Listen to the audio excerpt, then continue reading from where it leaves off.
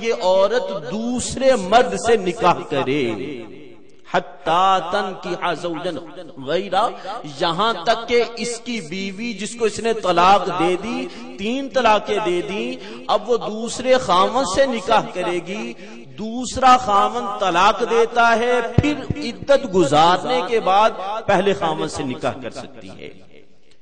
یہ ہے وہ شرعی حلالہ جس کو قرآن بیان کر رہا ہے۔ اور ہمارے معاشرہ میں کیا ہے؟ مرد نے عورت کو طلاق دی، 3 طلاقیں دے دی، اب وہ آگے مسئلہ پوچھنے کے لیے مفتیان کرام کے پاس آگے، غیر مقلدین کے پاس آگے۔ اب کیا ہے حلالہ کی صورت؟ اب حلالہ کا معنی جو ذہنوں میں ہے ہماری عوام کے اندر، یہ ہے کہ دوسری عورت کو دوسرے مرد کے نکاح میں دے دیا، اور یہ شرط لگا دی بھی 1 رات رکھنے کے بعد تو اس کو طلاق دے دے، اس کو چھوڑ دے۔ جب مرد عورت کو طلاق دیتا ہے اس کے لیے عدت لازم ضروری ہے، عدت 3 مہینے گزارے گی، پھر وہ کسی اور سے نکاح کر سکتی ہے اگر عورت غیر حاملہ ہے۔ اگر عورت حاملہ ہے تو اس کی عدت وضع حمل ہے، جب تک عورت عدت نہیں گزارتی اس کا نکاح دوسرا نہیں ہو سکتا۔ اگر دوران عدت نکاح کیا تو وہ نکاح باطل ہو جائے گا۔ عورت کو مرد اول نے، سابق شوہر نے، پہلے خاوند نے 3 طلاقیں دے دی، اب وہ عدت گزارے گی، عدت گزارنے کے بعد پھر اس کی شادی ہوگی دوسرے خاوند کے ساتھ۔ اب دوسرا خاوند اسی طرح اپنے نکاح میں رکھے گا جس طرح پہلے خاوند نے رکھا تھا۔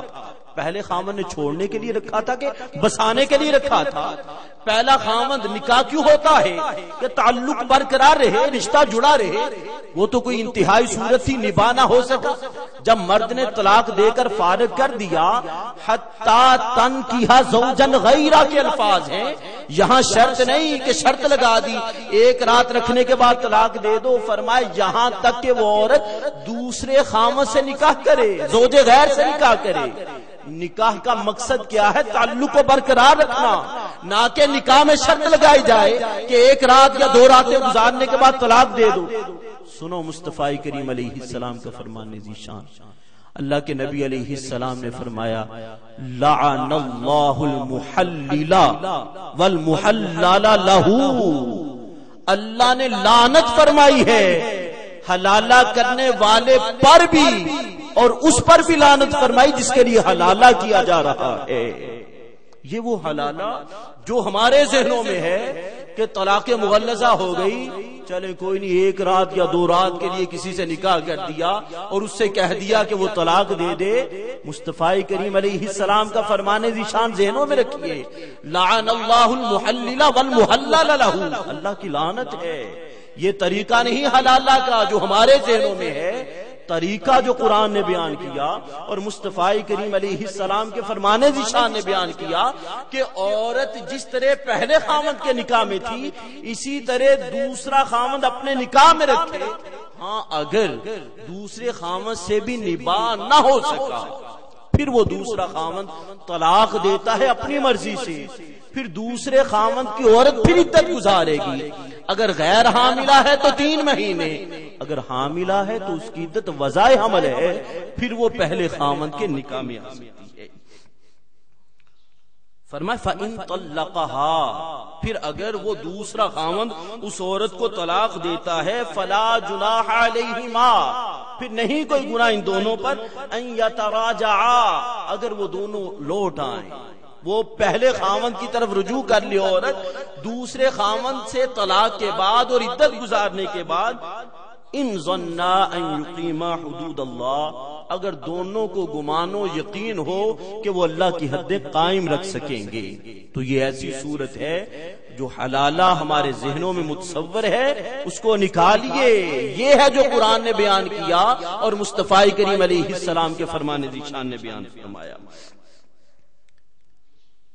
یہ طلاق کی اقسام، طلاق رجعی میں رجوع کا حق ہے، طلاق بائن میں دوبارہ نکاح ہو سکتا ہے، جب 3 طلاقیں دے دی عورت مغلظہ ہو گئی ہے اب دوبارہ نکاح نہیں ہو سکتا، عورت مرد پر حرام ہو چکی ہے یہاں تک کہ یہ عورت دوسرے خامد سے نکاح کرے، اور صرف نکاح ہی نہیں، دوسرا خامد اس سے مقاربت کرے، پھر وہ اپنی مرضی سے طلاق دے، پھر دوسرے خامد سے طلاق کے بعد عورت عدت گزارے، پھر اگر وہ عورت پہلے خامد سے نکاح کرنا چاہے تو پھر وہ اس کے ساتھ نکاح کر سکتی ہے۔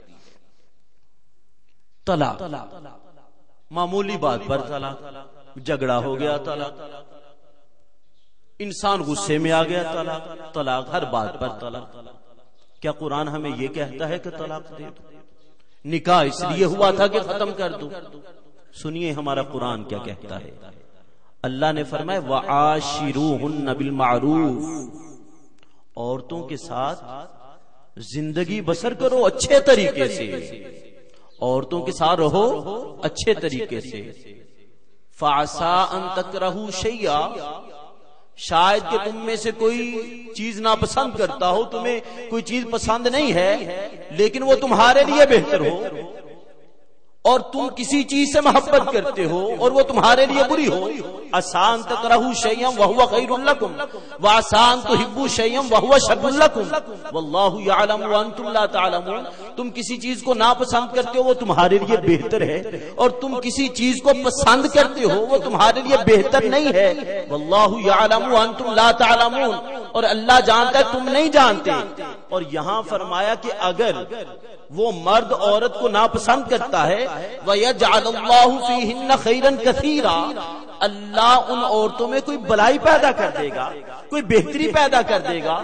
مرد کو عورت پسند نہیں ہے، نفرت کرتا ہے، لیکن فرمایا اس کے ساتھ بسر اوقات کرو، ممکن ہے اللہ تمہیں اس عورت سے وہ اولاد عطا فرمائے جو اولاد تمہارے لیے ذریعہ نجات بنتی چلی جائے۔ اللہ نیک صالح اولاد عطا فرما دے تو کیا یہ گھاٹے کا سودا ہے؟ یہ بڑا اچھا سودا ہے۔ وَيَجْعَلُ اللَّهُ فِيهِنَّ خَيْرًا كَثِيرًا، اور اللہ تعالیٰ انہی عورتوں میں جن کو تم ناپسند کرتے ہو کوئی بلائی کی صورت پیدا فرما دے گا۔ تو قرآن یہ نہیں کہتا تم طلاق دے دو، بات بات پہ طلاق دے دو۔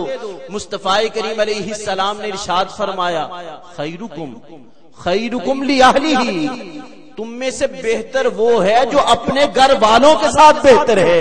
پھر فرمایا میں تم سب سے زیادہ اپنے گھر والوں کے ساتھ بہتر ہوں۔ تم میں سے بہتر وہ ہے جو گھر والوں کے ساتھ اچھا سلوک کرتا ہے، اپنی بیوی کے ساتھ اچھا برتاؤ کرتا ہے۔